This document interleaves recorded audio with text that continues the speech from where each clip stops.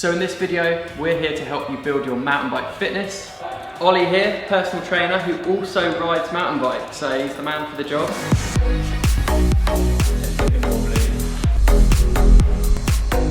Hi guys, my name's Ollie. Jamie's mentioned I ride as well. I'm a personal trainer, also a sports massage therapist. I've been personal training just under 8 years and doing therapy for just under 5. And also check out Strava in Eastbourne because he's got a few cons. You got cons or near cons? Yeah, I've got a few. Yeah, there we go. Yeah, so what we're going to do is we're going to run through all the exercises slowly, give you all the details about it, and then you guys can put it together at the end as a circuit. Okay guys, so I'm going to run you through a quick little mobility routine. This is one that I use a lot myself with both my clients and when I'm training. Great for just loosening up the whole body. It's a nice little flow so it can go together and get as much done as quickly as possible. So start off, nice big lunge stretch, okay? So both hands come down, pressing into the floor, hips forward, chest up, okay? So you're getting big stretch through the groin there and big stretch in hip flexors. So hip flexors in cyclists get really, really tight. So great for stretching that out. So from here, you're gonna rotate around, opening up your thoracic spine as much as possible.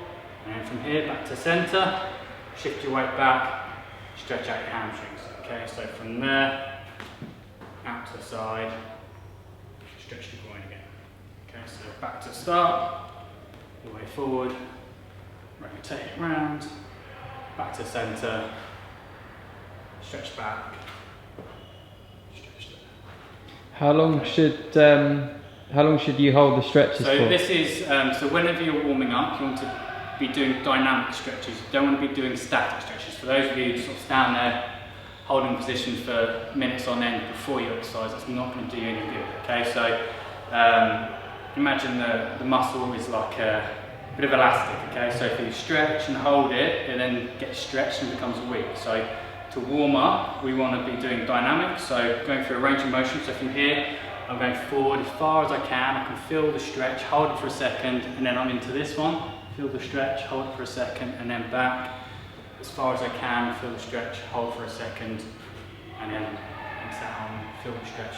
And each time I'm trying to go that a little bit further around. So I'm gradually increasing it as you go. So for that, I'll do 5 rounds on each side, and that generally gets most of the body nice and loose, nice and loose. Okay, so we're going to start off with lunges. There's lots of variations on lunges. I'll run you through two of the main ones. So first off is a forward lunge. So this is mainly a single leg exercise. You can take a big stride forward, okay, plant the foot, and then sink down into the stride. So you want both knees roughly 90 degrees, front shin quite vertical, weight in the heel, and then from there, push back through the heel. Change legs, or you can just do a set on one side, change the second. Very important with this one that you don't go onto your toes. If you're going to your toes, there's a lot of strain through the knee, and you also can't use a lot of the muscles at the back of your leg because your heel is not pushing through the floor. It tends to get a bit wobbly.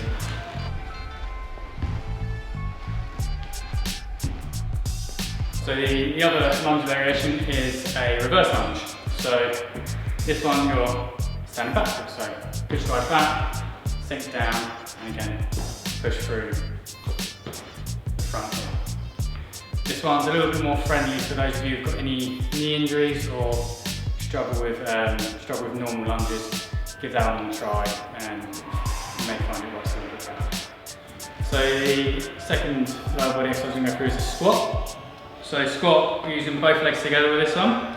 So you want to have roughly a shoulder width stance, feet anchored out very slightly, so imagine it's 5 to 1 on the clock face. If you're doing body weight, just have your hand out in front, just act as a counterbalance, head up, chest up, looking forward. You want to initiate the movement with your hips, so hips back just before the knees, and knees go out, try and go thighs parallel, keeping your core nice and tight, and pushing up again through your heels.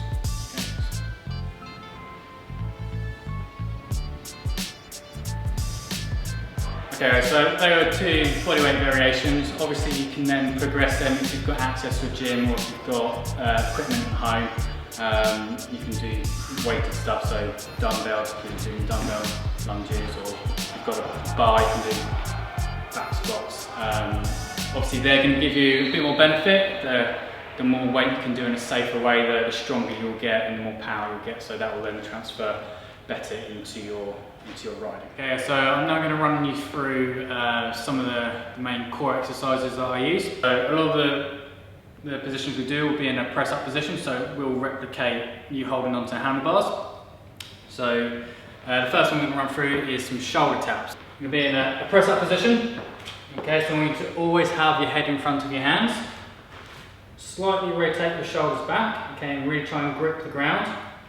With your core, it's very important you have your pelvis tilted under so your abs are nice and tight, okay? No saggy hips, no bum up in the air, okay? So head in front of your hands, hips tilted under nice and tight, and then very slowly, very controlled, tap each shoulder, okay? The main thing here is you're not rotating your hips, so you can do this all day. Hips nice and steady. Nice. Okay, so another exercise we're going to run through is knee to elbow. Okay, so similar position to the shoulder taps. So press up position, head in front of your hands, and then very slowly, very controlled, bring one knee up to the elbow. Okay, try and keep as still as possible. Only the leg that's moving. Okay, so from the knee to elbow there, if you want to increase the intensity and turn it into a bit more of a cardio workout, you can then go into some mountain climbs. So again, making sure your core's nice and tight, hips tilted under, speed it up a little bit. Making sure it's only the legs that are moving, upper body. Okay, so we're now going to go into upper body. So biggest bang for your buck exercise with no equipment, it's got to be the press up. Press up is a great exercise that people get horrifically bad and very, very wrong. I'll run you through the main components of the press up. So, starting off, again try and grip the ground, head in front of your hands, core nice and tight, chin up, tucked in, and from here you're going to drop the body down. Elbows coming in at a 45-degree angle, body towards the floor, breathing out, squeezing your chest in the way.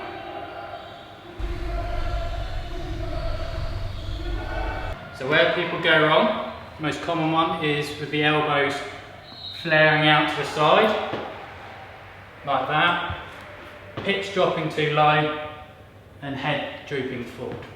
Okay, if your elbows are out to the side, really going to damage your shoulders, and if you're letting your hips drop down, you're not using your core as well as you could be, so just make sure posture's really good, everything's nice and tight, nice and smooth all the way through.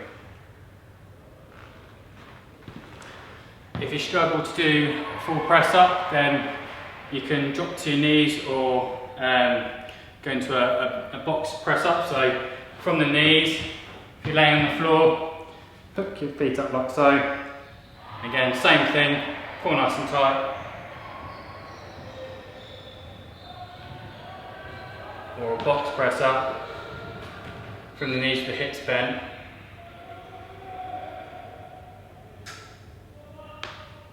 Okay guys, so I'm going to briefly talk about this little bit of equipment here. So this is a suspension trainer.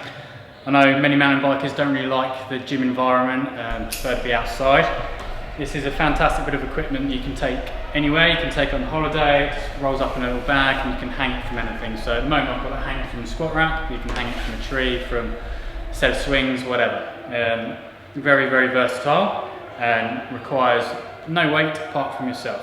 Okay, so depending on the angle that you stand at will vary the amount of resistance that you're working against.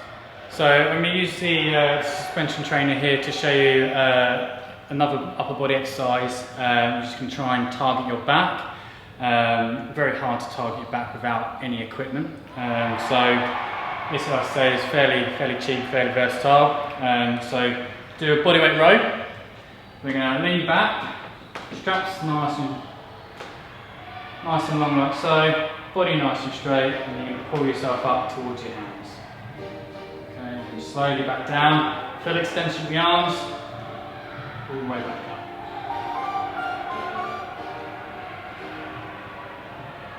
Okay, you don't want to come up too far, the straps go slack, nothing's happening. Okay, so make sure.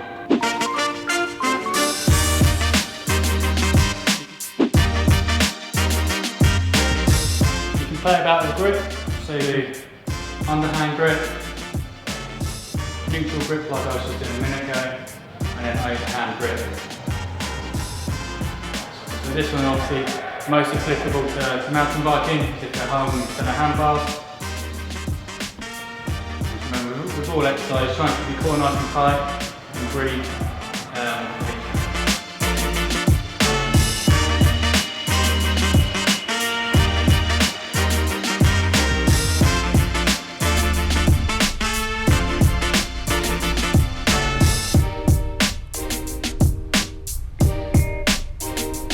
Can this be used around the house then, or is it? Yeah. How would you fix it up in the house? So you can use this against the door. So as long as the door pulls shut towards you.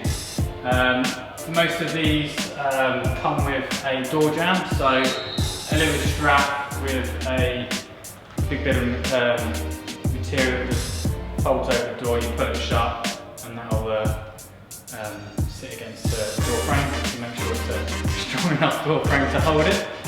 How do we fit this into like the shortest space of time possible? Okay, so it all depends really. So we can do it either as timed or as reps.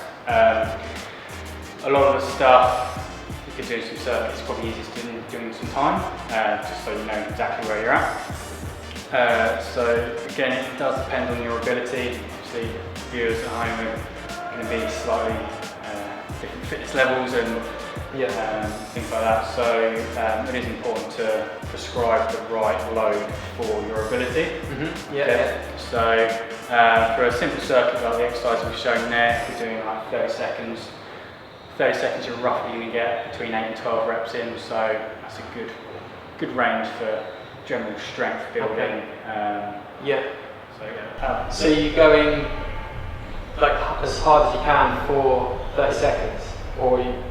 So we're doing each exercise for 30 seconds. Yeah. So you want to, every exercise, especially the resistance work, slow and controlled, make sure form is proper, that's the most important thing. Certain exercises require less technical form, so you can go a bit harder, so like the mountain climbers you can. So it's far better to do it slow and steady rather than flat out, 100% effort, technique out the window. Yeah, that's it. As long as the exercise permits. Okay, nice. So how many circuits do you recommend for that? You could do 30 seconds on each, just one straight to the other. You can do that round. You can have like a minute, 2 minute rest, and you can do as many rounds as possible. Again, it depends on your time scale. How many times a week do you want to be getting this in? Again, it depends. It depends on your lifestyle. It depends how much you're riding. I'd recommend at least 2 to 3 times. In the winter, probably you can ramp it up because people aren't going to be riding as much. The important thing is you're also getting enough rest. So, the mistake you can make is you think the training is doing the work. The training creates a stress for your body to adapt from.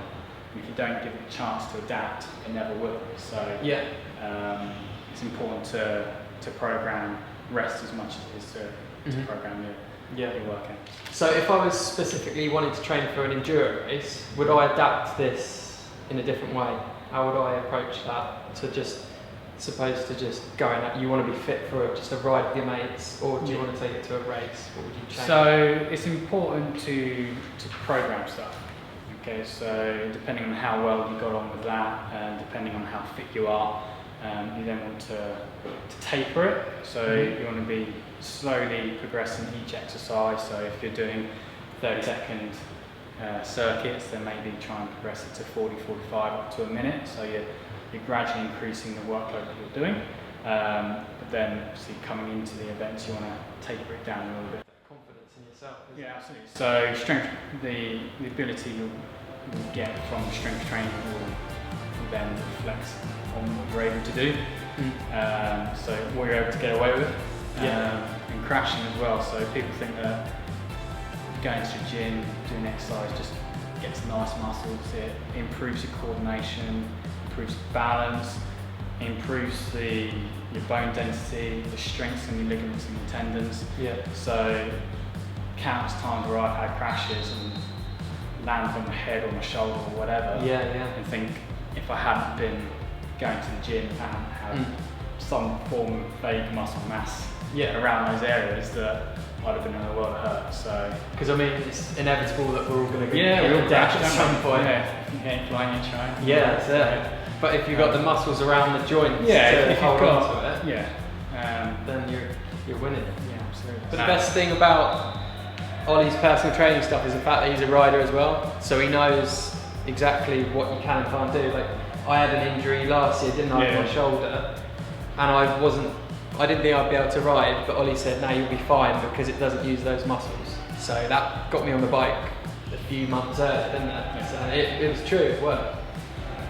So if I'm at home and I'm trying to do this myself, but I'm not quite grasping it, or I need that extra little bit of help, is there any way you can help out with that? Yeah, of course. So obviously I do one-to-one PT, but also do a lot of online stuff. So I've got a variety of apps and programs that we can use to progress your riding. So I do just generic fixed programs, but also do bespoke programs. Yeah. So they're the best thing. They're the closest thing you can get to having a personal trainer without having a personal trainer. Obviously, cost being a lot less. So it's very in depth. You can do weekly reviews, fortnightly reviews, or monthly reviews. So that tweaks the programs. And it'll be me giving you exercises that I know you can do. So one, you don't injure yourself, and two, you're going to get the most from the exercises and the most benefit. Get in touch. I've got Instagram, so my business Instagram is OliverODPT. That's got the link in it to all of my online programs. So if you click on that link, it will take you to the website with my app on, and it'll have a whole list of programs, so you can go through any of those. Obviously, if you've got any questions about that, then you can feel free to drop me a message. And my website, oliverody.com, also has all of my other stuff, so my sports massage stuff, my one-to-one PT, and any group stuff as well.